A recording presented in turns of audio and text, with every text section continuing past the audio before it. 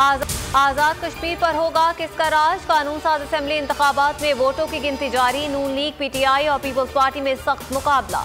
गैर हतमी और गैर सरकारी नताइज का सिलसिला जारी। हल्का LA 45, 47 और 41 से PTI बाजी ले गई।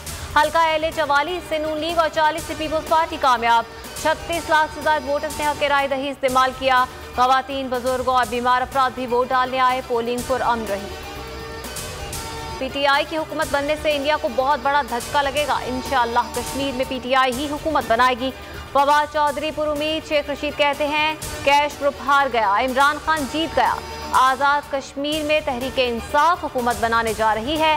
फिरदौसा शिकवार ने कहा कश्मीरियों ने अपोजिशन के बयानिए को मुस्तरद कर दिया। नून लीग ने बौखलाहट में धमकियों और गुंडागर्दी का सहारा लिया। मरियम नवाज ने नून लीग की जीत का दावा कर डाला। ट्वीट में कहा जहां जहां से भी रिजल्ट आ रहे हैं मुस्लिम लीग नून जीत रही है। होशियार रहें, बाखबर रहे, धुंध और अंधेरे पर नजर रखें। शहबाज शरीफ को भी शेर की फतह का यकीन।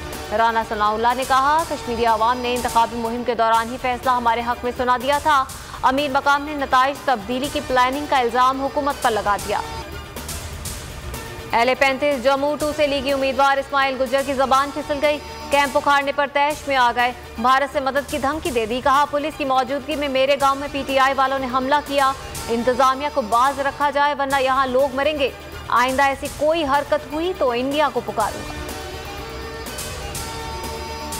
आजाद कश्मीर इलेक्शन में पाक फौज की क्विक रिएक्शन फोर्स की गाड़ी को हादसा। 4 जवान शहीद, सिविलियन ड्राइवर और 3 सिपाही जख्मी। जख्मियों को करीबी तिब्बी मराकज मुंतकिल कर दिया गया।